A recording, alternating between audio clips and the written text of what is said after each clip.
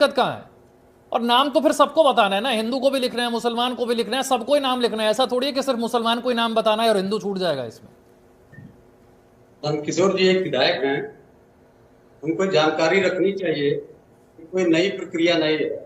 जब कोई अपने व्यवसायिक प्रतिष्ठान चलाता है, या ट्रस्ट के द्वारा चला सकता है, एनजीओ के द्वारा चला सकता है, स्टार सोसाइटी से फंड बना के कर सकता है, ट्रेडमार्क से कर सकता है, रजिस्ट्रार ऑफ कंपनी के आके कर सकता है, तो सब जगह मैंडेटरी है नाम का लिखना। ये कौन सा नया कानून है? अब ये जो बना रहे हैं, ये जो कानून लेके आए हैं नया नहीं है। पिछले साल कांवड़ यात्रा के दौरान 8 दिनों तक जो रुड़की रोड है, मुजफ्फरनगर बाईपास लेके सहारनपुर तक, वहां पर 8 दिनों तक मुसलमानों की दुकानों को जबरदस्त बंद करा के रखा गया। वो भी दुकानें बंद कर रखी गई थी, तो प्योर वेजिटेरियन दुकानें थी। अब सरकार की बात क्यों कर रहे हैं कि लोकसभा बुरी तरीके से आ रहे हैं?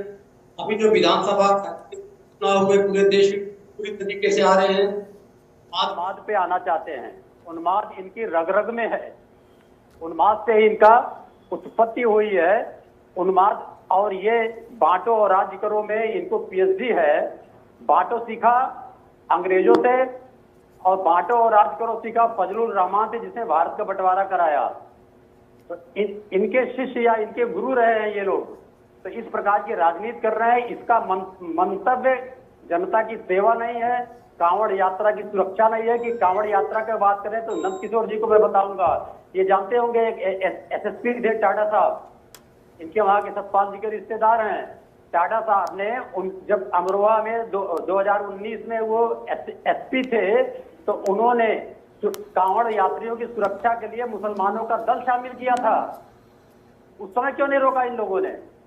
तो अगर ऐसी बातें हैं तो निश्चित रूप से या भारत के, क्योंकि भारत का रिलीजियस फ्रीडम जो भारत को वॉच लिस्ट में रख रखा है, और अगर ऐसा काम करेंगे तो ये करके भारत को अंतरराष्ट्रीय स्तर पर फिर से ही बदनाम करने का चेष्टा करना चाहिए। सभी लोगों को मिलकर के आगे आना चाहिए, इसमें बुराई क्या है? ठीक है रविंद्र जी, केवल नाम बताना है, ट्रांसपेरेंसी है और कोई मकसद नहीं है। नंदकिशोर जी भी यही कह गए, कपिल देव अग्रवाल भी यही कह गए।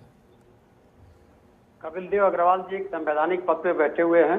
उनको जानकारी हासिल करनी चाहिए कि व्यापारिक प्रतिष्ठान का नाम रखने के लिए भारत में कोई भी किसी प्रकार से स्वतंत्र है, और अगर इसके विरुद्ध बयान दे रहे थे, तो संविधान विरुद्ध बयान दे रहे थे, इसका संज्ञान माननीय उच्चतम न्यायालय स्वयं भी ले सकता है, जो कपिल देव अग्रवाल जी ने कहा। दूसरी बात आती है कि अगर नाम से ही पता चलता है तो भारत इस समय मांस निर्यातक देशों में नंबर 2 पे है। भारत की सबसे बड़ी मांस निर्यातक कंपनी अल कबीर है, जिसको एक हिंदू चलाता है। तो इनके कपिल देव अग्रवाल जी के कहने के अनुसार अल कबीर का नाम बदल देना चाहिए। फिर अभी हमारे आरएसएस के प्रवक्ता जो कई बार अपना नाम भी बदल चुके हैं, कभी किसी नाम से आते हैं, कभी किसी नाम से आते हैं। अभी इन्होंने कहा देश को बांटने के लिए नेहरू गांधी जिम्मेदार है, देश को बांटने के लिए आरएसएस जिम्मेदार है, जो फजलुर रहमान के साथ मिलकर सरकार बनाई थी, जो पाकिस्तान का जनक रहा है। तो पूरी की पूरी जिम्मेदारी आरएसएस की है। अब आते हैं वर्तमान मुद्दे पे, जिस संवैधानिक संकट को लेके खड़ा कर रही है भारतीय जनता पार्टी और यहाँ के मुख्यमंत्री योगी आदित्यनाथ जी। दिल्ली में जाइए, एक मजार मिलेगी संघ भवन के बगल में, पीर शांतिनाथ जी की दरगाह। क्या कहेंगे? उसी पर नाथ पंथ के बड़े संत थे, क्या कहेंगे योगी आदित्यनाथ जी उसको? जितने भी नाथ पंथ के बड़े साधु संत हैं पश्चिम में, सब अपने साथे पीर लगाते हैं, उनकी समाधियों को दरगाह या मजार कहा जाता है। क्या कहेंगे योगी आदित्यनाथ जी इस नाम पे? क्या इन नामों को भी बदलेंगे वो? तो इस प्रकार से देश में देश के सद्भाव को, संविधान को पीछे रख के नहीं तोड़ा जा सकता। यह वही चीज है जो सुप्रीम कोर्ट ने कहा कि भारत में उत्तर प्रदेश में जंगल राज है, उसको एक बार फिर प्रूव कर दिया योगी आदित्यनाथ जी ने कि वास्तव में यूपी में जंगल राज है।